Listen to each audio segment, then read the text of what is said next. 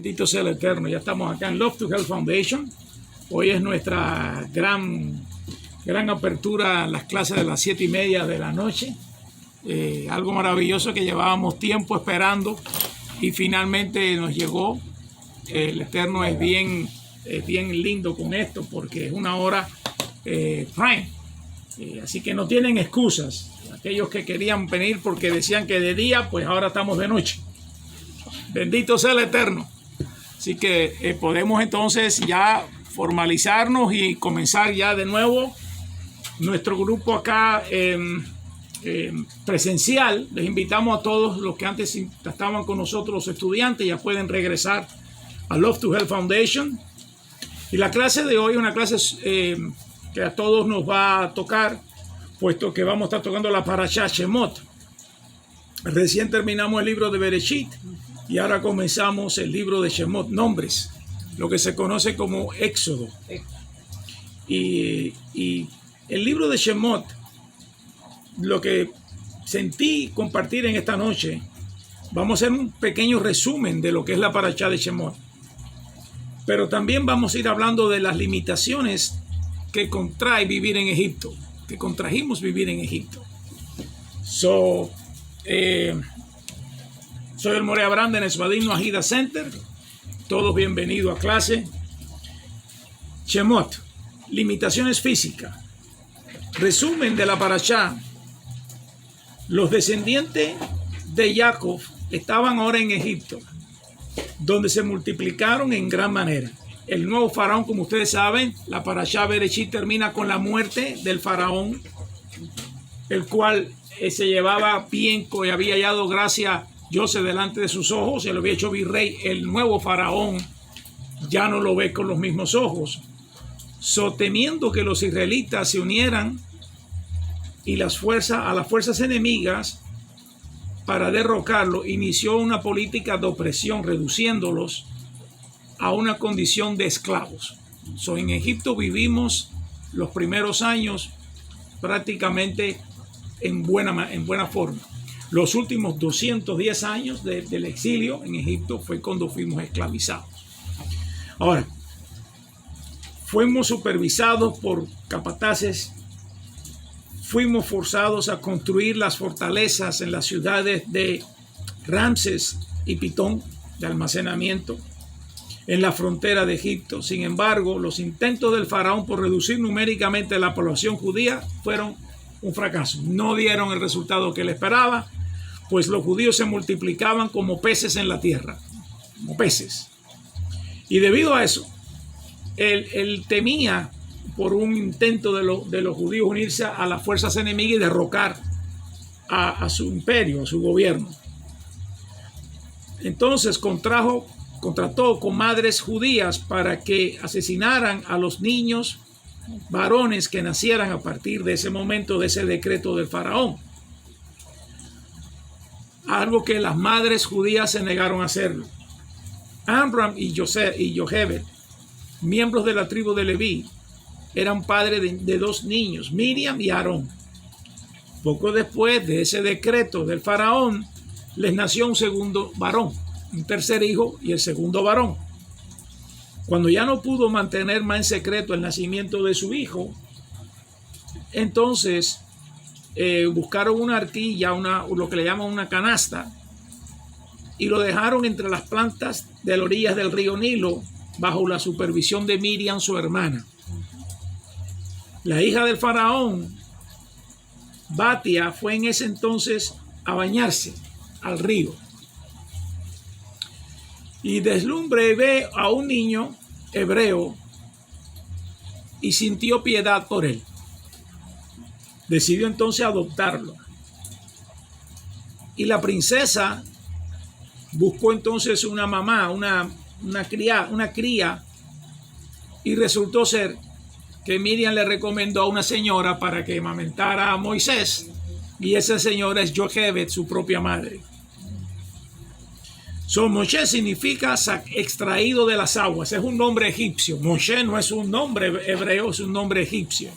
Significa extraído de las aguas. Después de haber madurado, Moshe fue a encontrarse con sus hermanos israelitas y observó el sufrimiento. Vio un capataz egipcio golpeando salvajemente a uno de los hebreos. No había nadie a su alrededor y Moshe, airado, mató al cruel egipcio y lo enterró en la arena. Uno de ellos le preguntó en un tono insultante que si tenía el derecho a jugar a los demás y si intentaba matarlo como lo había hecho con el egipcio. Y ahí entonces es cuando se le complica la vida a Moshe, aparentemente. Él decide entonces abandonar la tierra de Egipto y se escapa de la tierra y va entonces a la tierra de Midian. Ahí en la región de la península del Sinaí, llegó a un pozo y en ese pozo se encuentra a unas doncellas y eran hijas de Yitro, un sumo sacerdote del faraón, un brujo, sacerdote pagano, que era el líder espiritual de esa zona. Y unos pastores fueron a agredir a esas muchachas y Moshe los defendió. Pronto se casó, regresó a la casa, como esto es un extracto de la parashá, a él defender a las pastoras que estaban con las ovejas, las muchachas. Ellas decidieron llevarlo a la casa de su padre y se casó entonces años más tarde con Sépora, que dio a luz a dos niños, Gershom y Eliezer. Entonces, durante la estadía en Midian, el faraón falleció. Su sucesor continuó oprimiendo a los judíos, aún con mayor severidad. Mientras cuidaba las ovejas de Yitro en Joreb, Moshe tuvo una visión extraordinaria, una zarza que ardía sin consumirse. Y observaba esa maravilla, y de momento Hashem se dirigió a él por vez primera y le ordenó que se quitara los zapatos que calzaba, pues el suelo que pisaba era sagrado. Luego le informó que sería el mensajero del Señor para sacar a los israelitas de Egipto y llevarlos a la tierra prometida. Moshe respondió que él era un indigno de una tarea tan magna, pero recibió la promesa y la ayuda divina. Moshe preguntó entonces qué respuesta debería darle entonces a los israelitas y preguntaban quién lo envió. Hashem respondió y le reveló la expresión ahí Asher Ei, yo soy. Después dijo a Moshe que informara a los ancianos de Israel. Sobre ancianos no es que sean viejitos. Ancianos son jueces, los directores del pueblo, los que dirigían al pueblo de Israel, eran jueces, se llamaban ancianos de Israel, sobre la aparición de Hashem, y que ellos deberían demandar del faraón que los permitiera salir a tierra de libertad, al desierto. Por supuesto, el faraón se rehusó a hacerlo y Moshe tuvo que pedirle a Hashem que otorgara milagros para que los ayudara a lograr su tarea, su misión y su propósito. Moshe y el hermano se reunieron en el monte Oreb y allí pues se reunieron con los ancianos y le observaron todo lo que estaba aconteciendo. Sucedieron los milagros que sucedieron y bendito sea el Eterno, los ancianos le creyeron, pero el faraón lo que hizo fue empeorar la situación del pueblo. Dios entonces le aseguró al faraón de Egipto y entendió las frustraciones que tenía Moshe y le aseguró que el faraón de Egipto iba a saber que él era Hashem, que era el Eterno. Hasta ahí es la primera porción de la parashá Shemot. Pero ahora vamos a estar entrando en una porción que es la parte central de lo que es la limitación. Ustedes saben que me gusta traer siempre las enseñanzas a nosotros, al aquí y ahora nuestro. Bendito sea Hashem. Bienvenida a clase. Entonces, la hija de Faraón Batia, y presten atención porque sucedió un milagro con Batia. Dice la Torá, ahí en Shemot 2:6, Éxodos capítulo 2, versículo 6, dice, ella le abrió y vio a un niño, abrió los uncus y vio a un niño. Y aquí un mozo lloraba. Ella dijo, es de los hijos de los hebreos. Pregunta, en lugar de decir, este es el hijo de los hebreos, ¿por qué no dijo, este es un niño judío? Respuesta, una vez el rey de Austria imitó un malvado decreto contra la comunidad judía. Tras mover influencias, el rey aceptó recibir a una delegación de rabinos. Durante el encuentro, el rey miró duramente a uno que había gritado y le dice, ¿no sabes que en presencia del rey se debe hablar suavemente y no alzar la voz, no gritar? El rabí, disculpándose, respondió, Su Majestad, no soy yo quien está gritando. Las voces fuertes que usted escucha es la voz de los miles de judíos que están en gran peligro a causa de su malvado decreto. Cuando la hija de Faraón abrió la canasta, estaba asustada al ver a un pequeño bebé cuya voz era tan fuerte, oigan esto, y alta como la de un jovencito. Conocedora del malvado decreto de su padre de matar a los niños judíos, ella se dio cuenta que la voz fuerte que oía de ese bebé no era solamente de Moshe, sino de todos los niños judíos que lloraban a través de él porque iban a ser asesinados y ahogados en el río Nilo. De esto entonces aprendemos dos cosas. Y vamos a ir caminando despacito, como dice por ahí la canción esa popular, Despacito. Porque la Torá el mensaje de la Torá es para crecer, no es para estancarse.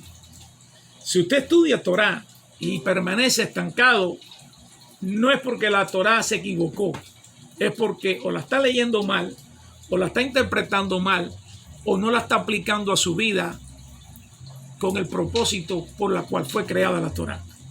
Torá significa instrucción. ¿Instrucción para qué? Para vivir y vivir a plenitud, con sentido y con propósito. Cuando tú vives con sentido y ocupándote de lograr tu propósito en esta vida presente, entonces tienes una vida de significado. Venir a la Torá es abrir los juncos del mundo que te impiden ver a ese niño interno que llevamos todos, a ese pequeño Moisés que nos grita de adentro en voz alta por las necesidades que cada uno intrínsecamente llevamos dentro, de encontrar nuestra misión y nuestro propósito para alcanzar el potencial por el cual hemos venido a este mundo. Cada ser humano llegó a este planeta, a este mundo, para lograr un propósito. Imaginémonos que para que venga Mashiach, porque todos queremos la redención y que Mashiach venga y que venga ya, tenemos que armar un rompecabezas lleno de piezas, miles de millones de piececitas, que es el vidrio que se quebró cuando el hombre pecó allá en el Edén. Ese vidrio se fragmentó en millones de pedacitos de ese rompecabezas. Cada uno de nosotros somos un pedacito de ese rompecabezas.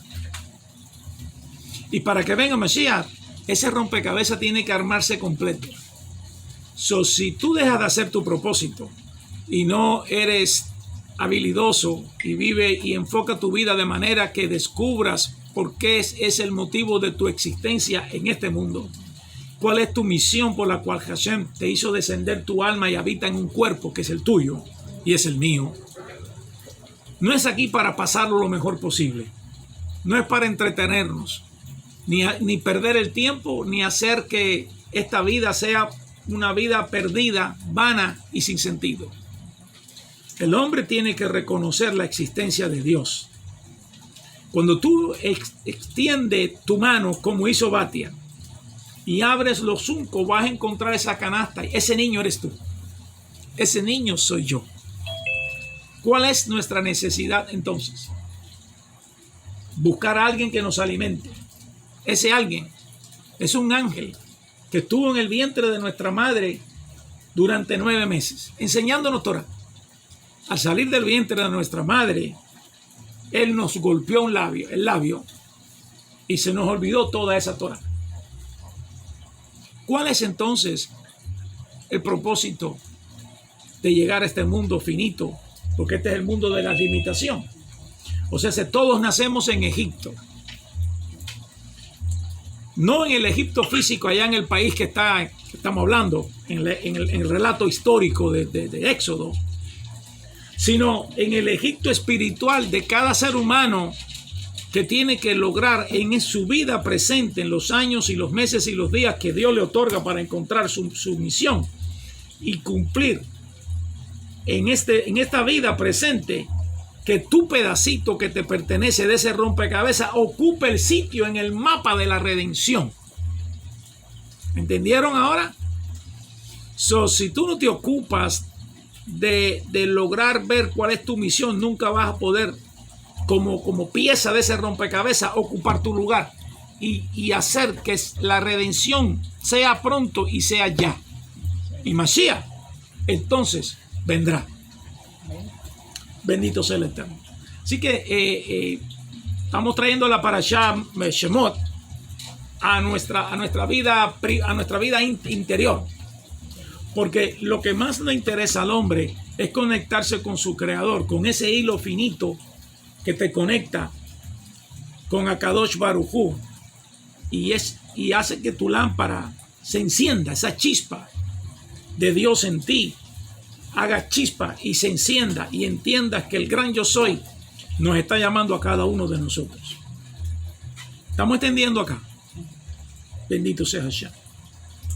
La otra cosa que voy a compartir, llevando este análisis que estamos haciendo del libro de Shemot, en la Torá, cada nombre propio tiene un significado. La palabra hebrea para Egipto es Mishraim. Mishraim significa límites, limitación. En consecuencia, entendemos que el exilio en Egipto y el éxodo que le siguió giraban en torno a límites y restricciones. No podíamos servirle al Creador porque estábamos esclavizados, estábamos limitados. Un paréntesis. El hombre que vive sin conectarse con Dios, con el Dios uno y único, porque no hay otro, vive en un mundo esclavo de limitaciones y restricciones. Egipto significa estrechez, limitación de expresión. No te deja crecer y pasas tu vida en este mundo trabajando entre Pitón y Ramses. Más adelante en la clase voy a estar explicándoles qué significa Pitón y Ramses. Esas dos ciudades tienen un significado. El nombre hebreo del segundo libro de la Torá no es Éxodo. Es el libro que te trae la limitación. Voy a ver cómo lo explico, porque es un tema delicado lo que voy a tratar ahora, a partir de ahora. El segundo libro de la Torá, del Humach, o de la Tanakh hebrea, se llama Shemot. Shemot significa nombres. El primer libro de la Torá se llama Bereshit, que significa en el principio. Segundo libro de la Torá se llama Shemot, que significa nombres. Después entonces viene Bamidbar, que significa desierto. Vayikra, que significa y te llamó. ¿Ok? Vayikra. Después viene Bamidbar, que es desierto. Y después viene entonces Devarim, que es palabra. Tenemos Shemot, tenemos Bereshit, Shemot, Vayikra, Bamidbar y Devarim. ¿Qué significa eso en español? Significa, en el principio, Bereshit. Te di nombre, Shemot. Te llamé, Vayikra. ¿A dónde? Al desierto, Bamidbar. Y te di mi palabra, Devarim. ¿Entendimos? Entonces, Torah no es Éxodo. ¿Por qué le llaman al segundo libro de la Torah Éxodo? Porque los teólogos cristianos que tradujeron vieron que el libro se trataba del éxodo masivo de judíos saliendo de Egipto y decidieron llamarle entonces al segundo libro, cambiarle su nombre de Shemot y ponerle entonces Éxodo. Ahí te está mostrando ya de qué se trata la interpretación cristiana de la Torah. La interpretación teológica del católico y del cristiano no es otra cosa más que reemplazar los nombres hebreos por nombres en su idioma natal para poder extraerle el fuera de contexto e incluir en ello el mensaje para confundir al mundo desde el principio de la Torah, ya comenzando con el cambio de nombre de cada libro. Eso lo vamos a estar explicando en las clases que estamos dando. Les invito a escuchar la clase de los lunes. No se la pierda porque vamos a estar hablando acerca de las raíces paganas del cristianismo cada lunes por varias semanas. Vamos a ir cubriendo paso a paso todo lo de qué se trata y cómo la teología ha ido cambiando los libros, los nombres, los significados, trayendo distintos tipos de textos, sacándolos fuera de contexto. Zacarías, Ezequiel, Isaías, y entonces justificando el Nuevo Testamento. Pero esta clase se trata de Shemot. Vamos a regresar a Shemot. El nombre hebreo del segundo libro de la Torá es Shemot, que significa nombres. También el nombre limita algo a definir lo que es. O sea, el nombre propio es tu significado en tu vida. Por esta clase de limitación permite que el objeto desarrolle su potencial. Y es por eso que cuando un converso de las naciones, llámese como se llame, viene con un nombre de las naciones, ese nombre no tiene un significado ni propósito. Y es por eso que existe el cambio de nombre. ¿Ok? Entonces, ¿por qué un cambio de nombre? Porque al tú cambiar tu nombre recibe tu alma judía y comienza tu proceso de tikkun y de rectificación. Mientras que eso no sucede, no hay un cambio. Y entonces es que le da sentido a que tú comiences a desarrollar tu potencial según tu misión y propósito. Empiezas en un proceso de éxodo, ¿ok? De salir de tu Egipto personal y comenzar a buscar tu objetivo y tu propósito en la vida, y vas entonces a lograr tu definición como persona en este mundo. ¿Lo entienden así o me compliqué? Seguimos entonces. Bendito sea el Eterno. Como nación hasta la entrega de la Torá en el monte Sinaí, el pueblo de Israel careció de una definición. Antes que se entregara la Torá, el pueblo carecía de definición propia. Nuestra existencia carecía de un verdadero objetivo. Éramos los hebreos, nómadas. Caminábamos por la tierra de un lado a otro. Sin embargo, cuando la Torá llegó a nosotros, entonces fuimos liberados del plano físico, de la limitación egipcia y las restricciones de Egipto, y pudimos entonces recibir el sentido de nuestro propósito. Cuando tú abandonas en un plano personal, cada creyente que nos escucha, que viene procedente de las naciones, por eso nos se llama Nesbadin, Noahida Center, y le damos las gracias a Hashem por este santo lugar que se llama Love to Hell Foundation, que ha abierto las puertas, ya vamos para 3 años, ¿no? Bendito sea el Eterno. Para que las personas de las naciones puedan tener la oportunidad de lograr salirse de su Egipto personal a través de aceptar al Dios uno y único. Cuando tú aceptas al Dios de Abraham, Isaac y Jacob y te arrepientes de tu vana manera de vivir y aceptas que la Torá es el libro de tu vida, es el árbol de tu vida, y que en él vas a echar raíces y vas a crecer y dar fruto, entonces tú vienes a ser una persona que ha salido de la limitación del mundo y entras en el mundo del infinito.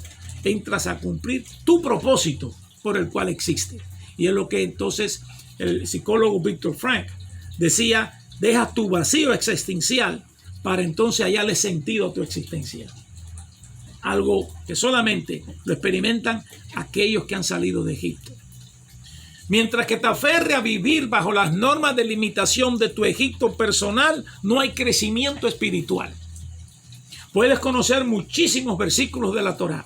Puedes ser un libro abierto y en tus conversaciones citar distintos libros con versículos y vas de un paso a otro y citar el Nuevo Testamento y citar lo que dice el Viejo Testamento en idioma, estoy hablando ahora en idioma cristiano.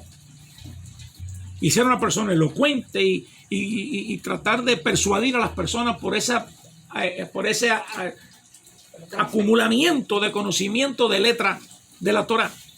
Sin embargo, si no has salido de tu Egipto personal, estás trabajando en Ramses y en Pitón. Y ahora te lo explico. El éxodo masivo es para que el hombre en su estado natural, que está en su esclavitud, porque estamos en la esclavitud del pecado de Adán, estamos persuadidos por un faraón que opera en nuestra cabeza y nos limita y nos tiene trabajando día y noche para que no nos esforcemos para lograr nuestro intelecto espiritual. De manera que el hombre en su estado natural, que aún no ha aceptado en su intelecto espiritual que Dios es su formador y que es uno y único, continuará viviendo bajo un estado de limitación y restricción que no le permitirá experimentar libertad. ¿Qué cosa significa libertad? Significa un estado mental libre. Mientras que tú estás bajo la bota opresora del faraón, tú tienes miedo a confesar que tú crees solamente en Dios. Necesitas de un intermediario. Necesitas de un hombre para que te salve. El mundo hoy, ¿qué día es hoy? 22 de diciembre. Hablando, como hay un programa por ahí que se llama Hablando Claro, ¿no? Hablando claro, el 25 están celebrando el nacimiento del niño Dios. Ahí ustedes dan cuenta lo que es una mente limitada, finita, restringida y esclava. Entonces le enseñan tanto temor, ¿ok? Y confieso algo, yo fui católico, bendito sea Hashem. Todos los rabinos que me conocen mi testimonio, porque fue lo que Dios quiso que fuera mi proceso. Y entendí que mi parte de rompecabezas, soy el único que tiene la responsabilidad de encontrar mi espacio en ese rompecabezas y llenarlo, pero llenarlo en esta vida, en el aquí y ahora. No dejarle la responsabilidad de mi parte de ocupar mi sitio en esa mesa que hablé al principio de la clase, que es un rompecabezas, y yo soy un parte de una de esas piececitas.